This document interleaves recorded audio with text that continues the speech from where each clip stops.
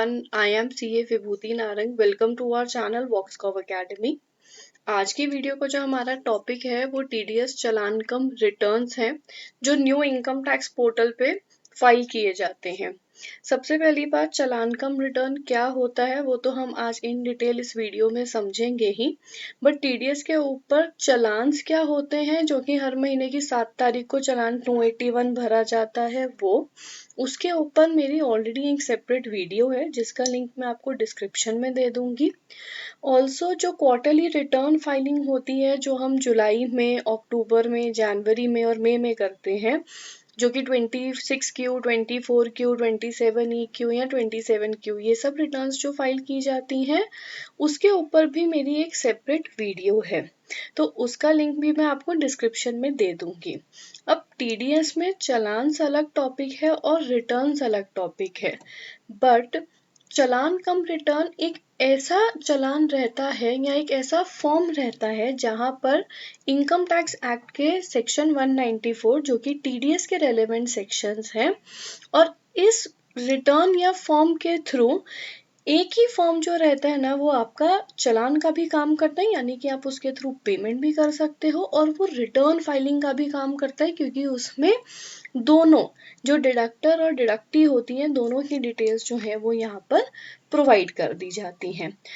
इस फॉर्म को भरने की सबसे बड़ी खासियत ये रहती है कि ये पैन बेसिस पे फाइल हो जाता है। इसमें टैक्स डिडक्शन अकाउंट नंबर यानी कि टैन नंबर की जरूरत हमें नहीं पड़ती है।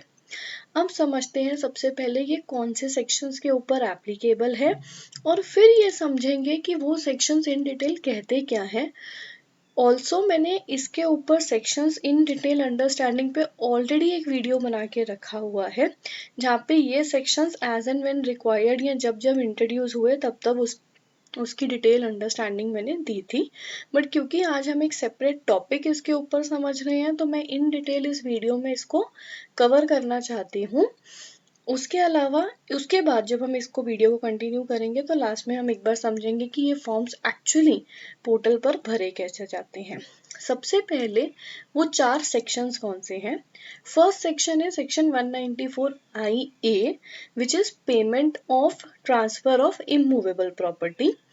इसका जो फॉर्म नंबर भरा जाता है उसका फॉर्म नंबर है 26QB और जो सर्टिफिकेट इशू होता है वो होता है फॉर्म 16B का। दूसरा सेक्शन है 194IB which is TDS on rent on property. इसका फॉर्म नंबर 26Q है। सर्टिफिकेट इसका इशू होता है फॉर्म 16C में। तीसरा सेक्शन है section 194M which is TDS on payment to resident contractors and professionals. इसका फॉर्म 26QD है और सर्टिफिकेट इशू होता है फॉर्म 16D में। अगला सेक्शन है सेक्शन 194S जो कि बहुत ही रिसेंटली इंट्रोड्यूस हुआ, TDS on transfer of virtual digital assets. इसका फॉर्म नंबर 26QE है और इसका सर्टिफिकेट है फॉर्म 16E। ये चारों ही फॉर्म्स की जो ड्यू डेट रहती है वो 30 days from the end of the month in which TDS was deducted, यानी कि अगर आज मेरी फरवरी 20 तारीख को ये रिटर्न या चालान भरने की एक्चुअल डिडक्शन डेट है या मैंने TDS डिडक्ट किया है इन किन्हीं भी 4 रेलेवेंट सेक्शंस में, तो अगले महीने की 30 तारीख तक यानी कि 30 मार्च तक मुझे ये वाला चालान कम रिटर्न का जो फॉर्म है वो गवर्नमेंट तक फाइल करना जरूरी है। अब एक बार समझेंगे ये सेक्शंस थे क्या ब्रीफ में। पहला था payment on transfer of certain immovable property other than the agricultural property. Deductee आपका रेजिडेंट ट्रांसफरर है और जो डिडक्टर है वो कोई भी बायर या परचेजर हो सकता है। थ्रेशोल्ड लिमिट इस केस में है 50 लाख, यानी कि इमूवेबल प्रॉपर्टी की वैल्यू 50 लाख से ज्यादा होनी चाहिए। TDS का रेट 1% है और अगर पैन प्रोवाइड नहीं कर पाए तो 20% है। अगला सेक्शन है सेक्शन 194IB जो कि payment of rent by certain individuals और HUF है। यहाँ पे जो डिडक्टी है वो रेजिडेंट है और जो डिडक्टर है वो कोई भी इंडिविजुअल या HUF है अदर देन जो कवर होते हैं अंडर सेक्शन 194I में। थ्रेशोल्ड लिमिट है इसकी 50,000 पर मंथ या पार्ट ऑफ द मंथ और रेट है 5%। नेक्स्ट सेक्शन है section 194M which is TDS on payment to resident contractors and professional. Deductee आपका रेजिडेंट है, डिडक्टर यहाँ पे इंडिविजुअल या HUF है other than those covered under section 194C, 194H and 194J। यहाँ पे भी थ्रेशोल्ड लिमिट आपकी 50 लाख पर एनम है और रेट ऑफ TDS 5% है। ये जो नया सेक्शन था 194S which was TDS on transfer of virtual digital assets, जो डिडक्टी है वो आपका रेजिडेंट है और जो डिडक्टर है वो इंडिविजुअल या HUF हो सकता है। एक आपका नॉर्मल डिडक्टर है जिसकी टर्नओवर 1 करोड़ से ज़्यादा या एनुअल ग्रॉस रिसिप्ट्स 50 लाख से ज़्यादा है, और स्पेसिफाइड पर्सन इनके ऑपोजिट है, उनकी टर्नओवर 1 करोड़ से कम है और ग्रॉस रिसिप्ट 50 लाख से कम है। Threshold limit for deduction under this section जो है वो है 10,000 for the normal deductor and 50,000 per annum for the specified person. Rate of TDS है आपका 1%। अब मूव करते हैं कि इन फॉर्म्स को फाइल कैसे करना है। पहले फॉर्म 26QB समझेंगे, फिर फॉर्म 26QC, फिर QD एंड लास्ट में QE। तो सबसे पहले आपको करना क्या है, incometax.gov.in की वेबसाइट पे जाना है, लॉगिन करना है। लॉगिन करने के बाद आपको लॉगिन क्रेडेंशियल्स डालने के बाद कंटिन्यू करना है। लेफ्ट साइड पे ई फाइल का ऑप्शन है, ई फाइल में ई पे टैक्स पे जाना है, ई पे टैक्स में जाके न्यू पेमेंट में आना है। ये स्टेप्स आपके लिए चारों फॉर्म्स में कॉमन है, ठीक है, यहाँ तक तो आपको कोई प्रॉब्लम नहीं है। उसके बाद आपको अपना रेलेवेंट फॉर्म, पहले हम 26QB समझ रहे हैं तो आपको फॉर्म 26QB ओपन करके प्रोसीड करना है। अब जो नया वाला इनकम टैक्स पोर्टल आया है ना, वहाँ पर काफ़ी चीज़ें ऑटो पॉपुलेटेड हो जाती हैं।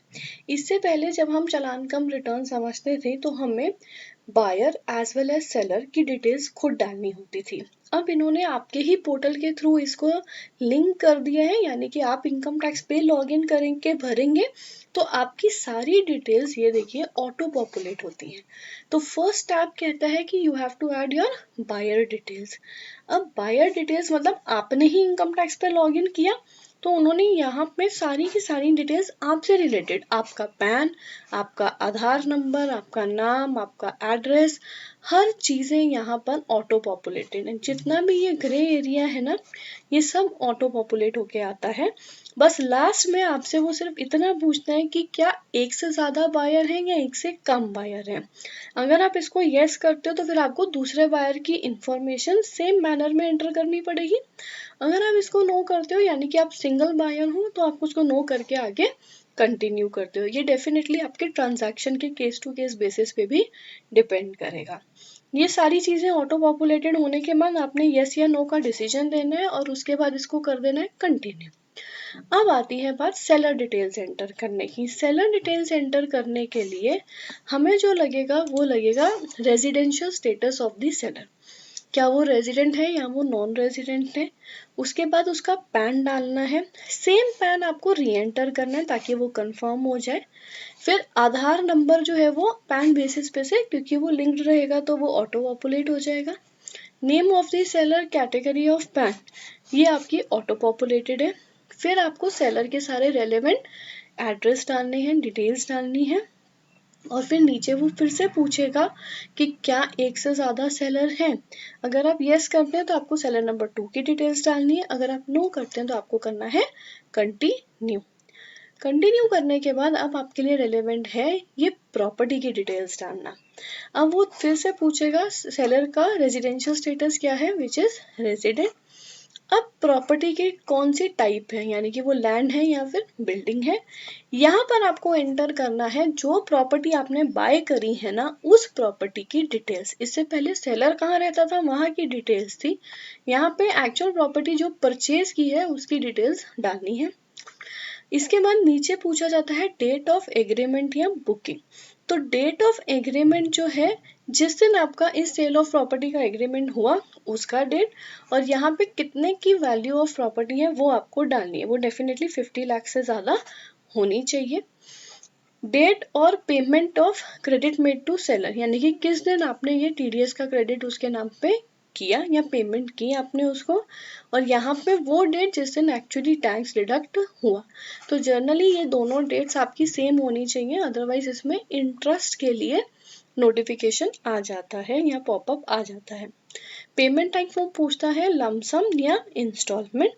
तो लमसम मतलब कि वन शॉट पेमेंट कर दिया। अब कई कई बार ये प्रॉपर्टी की डील्स बहुत हाई वैल्यू होती हैं, तो मोस्टली कभी कभी वो लमसम वन शॉट पेमेंट नहीं होता, इंस्टॉलमेंट बेसिस पे होता है। तो जब जब वो इंस्टॉलमेंट पे की जाती है ना, तब तब आपको ये फॉर्म जो है आइडली भरना चाहिए।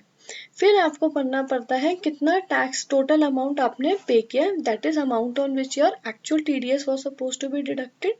फिर टीडीएस का अमाउंट कितना हुआ, उसके बेसिस पे से वो बेसिक टैक्स कैलकुलेट कर लेगा। इंटरेस्ट अगर कुछ लगा है, एप्लीकेबल फीस कोई देनी है तो वो आपको एंटर करनी है। यहाँ पे अब उन्होंने एक मैसेज देना चालू किया कि अगर पैन इनऑपरेटिव निकला सेलर का, तो हायर टीडीएस जो कि 206 AA में एप्लीकेबल है वो यहाँ पे अप्लाई कर जाएगा। ये सारी डिटेल्स भरने के बाद आपको करना है कंटिन्यू।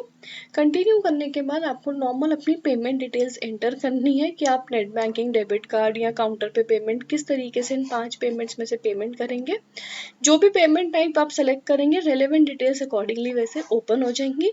कंटिन्यू करने के बाद आपका पेमेंट प्रोसेस होगा, और पेमेंट प्रोसेस होने के बाद एक सैंपल ये फॉर्म जो है कुछ इस तरीके से आपको दिखने को मिलता है। तो ये था फॉर्म 26QB। अब बात करते हैं फॉर्म 26QC की।